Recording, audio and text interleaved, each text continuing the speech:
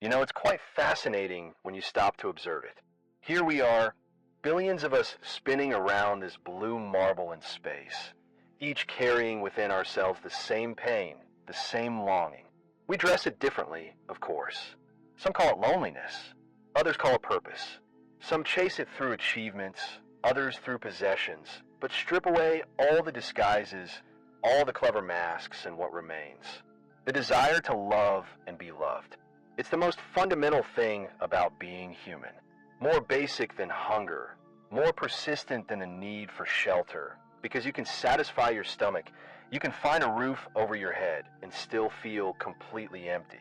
Still feel like you're wandering through life like a ghost, invisible, untouched, unknown.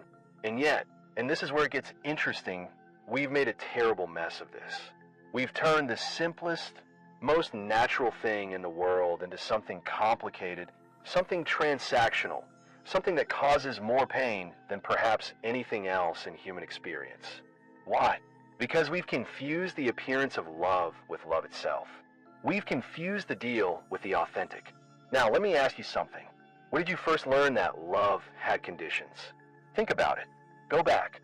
Maybe you were a child, and you noticed that affection flowed more freely when you were good, when you cleaned your room, when you brought home the right grades from school. Maybe you learned that smiles came more easily when you made yourself useful, when you didn't make too much noise, when you fit into the shape others wanted you to take.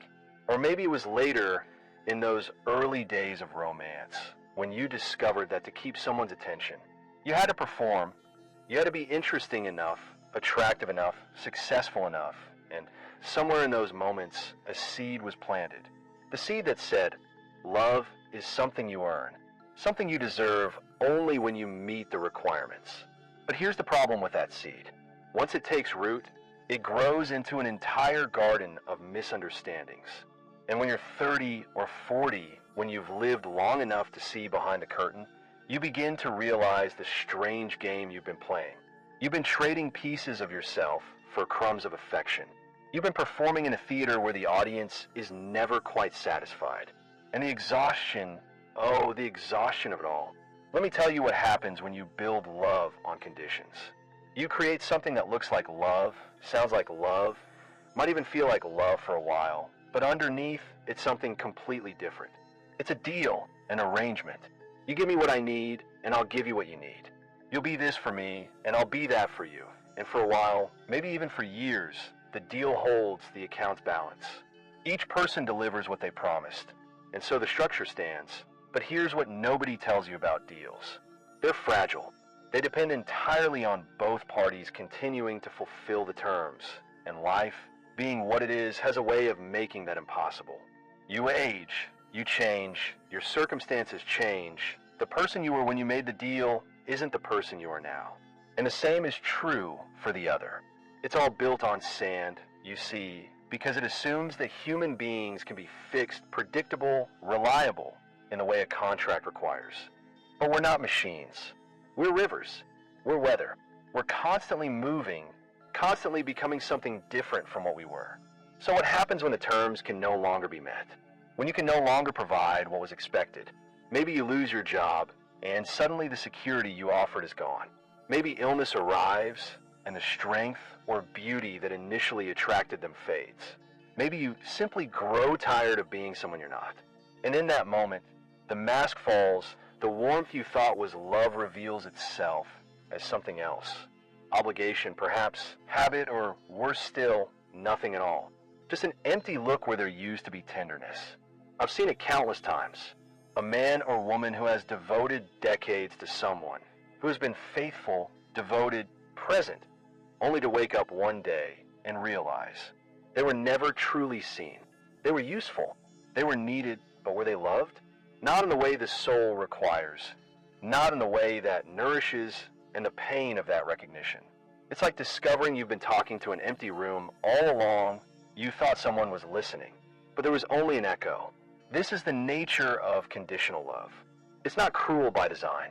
Most people don't set out to hurt each other, but when love is built on what you do rather than who you are, it can't help but disappoint, because what you do will change. What you provide will eventually run out. And if that's all you're valued for, then when it's gone, so will the love be. Now I want to be very clear about something. I'm not saying relationships shouldn't involve giving. Of course they should. Love naturally expresses itself through care, through service, through attention to the other's needs. But there's a world of difference between giving that flows from fullness and giving that comes from fear. One is the overflow of a heart that can't contain itself. The other is the desperate attempt to secure affection, to prevent someone from leaving, to prove your worth. You can feel the difference, can't you? When someone gives to you from fullness, there's a lightness to it, a joy. They're not keeping score. They're not waiting for you to return in equal measure.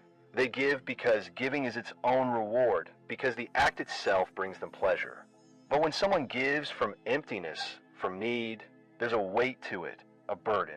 You can feel the invisible strings attached, the unspoken expectation that you owe something in return, and that's not love. That's a transaction dressed up in affection's clothing. The tragedy is that most of us have been trained from childhood to participate in these transactions. We learned early that love was something earned. That affection was the reward for good behavior. And so we spend our lives trying to be good enough, try to meet the conditions, trying to secure the love we crave. But it never quite works, does it? Because even when we meet the conditions, even when we do everything right, there's still that nagging feeling that we're not truly known.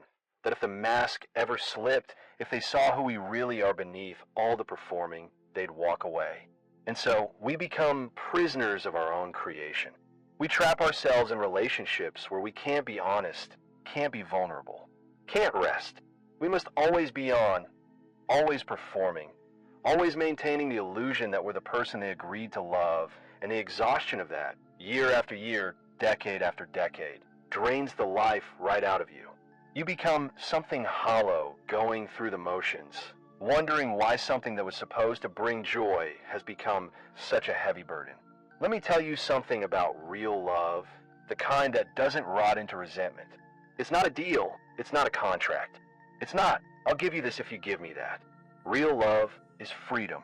It's the freedom to be exactly who you are without pretense, without performance. It's being seen, truly seen in all your mess and imperfection, and still being cherished.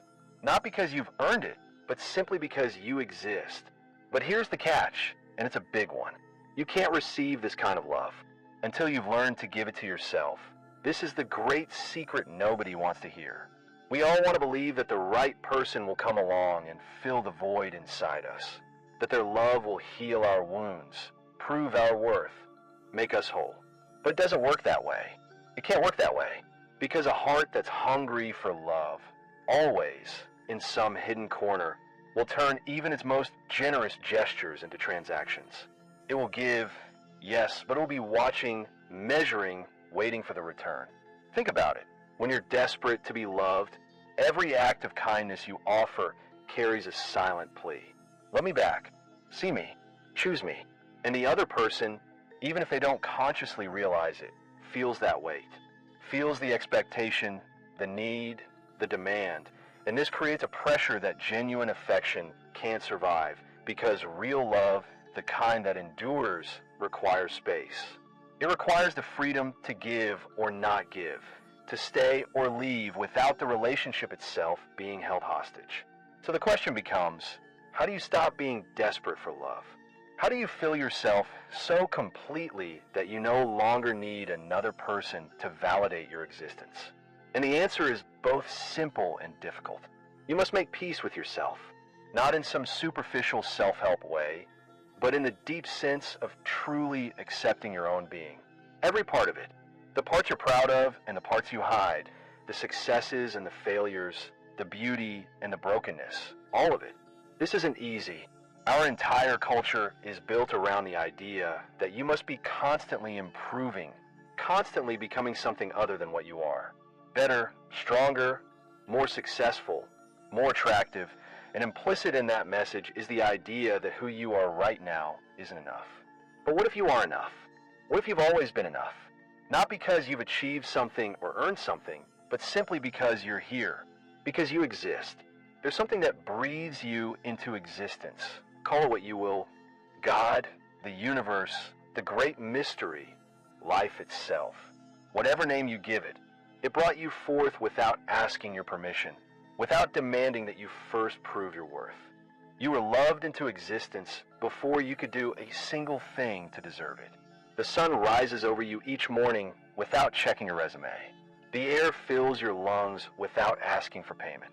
You're held by forces so vast and so generous that your very existence is proof of unconditional love. Now, if you can see this, if you can really let it penetrate, something shifts. You begin to realize that you're not a beggar standing at life's door waiting for crumbs. You're already part of the feast. You're already held, already loved, already whole. And from that place of fullness, you can give love without conditions. Not because you're trying to earn something, but because love is simply your nature. It's what overflows from you when you're not busy protecting yourself, not busy trying to get something. When two people meet from this place of fullness, something completely different happens. There's no desperation, no clinging, no constant anxiety about whether the other person will stay or go. Instead, there's a kind of tranquility, a recognition. They don't need each other to be whole, so they're free to choose each other simply because they want to, and that choice, made freely without coercion or need, is worth more than 1,000 desperate commitments. This is the love that doesn't keep score, the love that doesn't turn cold. When you fail to meet expectations, the love that sees you on your worst day and isn't fazed because it was never based on your performance in the first place. It was based on the simple fact of your being. And your being can't fail. It can't disappoint. It simply is, but let me be honest with you. This kind of love is rare, not because it's difficult, but because most people never stop long enough to find it. They're too busy searching outside themselves for something that can only be discovered within. They go from person to person, from relationship to relationship, always hoping the next one will be different. Always believing that if they just find the right person, everything will finally fall into place. But it won't, because the problem was never finding the right person. The problem was being the wrong person. You can't meet someone at a depth you haven't reached with yourself. If you've never sat quietly with your own thoughts, your own fears, your own pain, then you'll never truly sit with others. If you've never forgiven yourself for being imperfect, you'll never forgive them either. If you've never learned to be alone without feeling empty, you'll turn every relationship into a lifeboat. And people can feel that. They can feel when they're being used to fill a void, and it's exhausting for them. So before you go out searching for love, before you decide you need someone to complete you, try this. Sit with yourself. Really sit with yourself. Not with distractions, not with screens or noise or activities, but just you in your own presence. And watch what arises. Watch the discomfort, the restlessness, the voice that says you should be doing something more important. And then notice that that voice isn't you. It's just a thought, a habit, a pattern you learned somewhere along the way. Beneath all that noise, there's a silence. And in that silence, there's a kind of peace, not the peace of having it all figured out, but the peace of not needing to have it. The peace of simply being alive, breathing in and out, existing in this moment without requiring it to be anything other than what it is. When you touch that peace, even for a moment, something in you relaxes. And from that relaxation, love becomes possible. Not the needy, grasping kind, but the kind that gives without keeping score, the kind that stays or leaves not out of obligation, but out of genuine care. And this is the beautiful thing. When you find that peace in yourself, you begin to recognize it in others. You can identify those who are also drinking from their own well, who don't need you to fix them or complete them. And when two such people meet, it's not about rescuing each other. It's about two whole beings choosing to walk alongside each other for a time, sharing what they have, learning from each other, growing together, but never losing themselves in the process. This is the great irony. The moment you stop needing love, you become capable of receiving it. The moment you stop chasing it, it finds you because you're no longer approaching people like a beggar's bowl extended, hoping they'll drop something into it. You approach them as someone who already has enough, who has something to offer, who can give freely, because giving doesn't diminish you, and people respond to that. They're drawn to it, because it's so rare to meet someone who isn't constantly taking, who isn't draining energy, who isn't using the relationship to fill some bottomless need. So if you want to love and be loved, start here. Stop trying to earn it. Stop trying to prove you deserve it.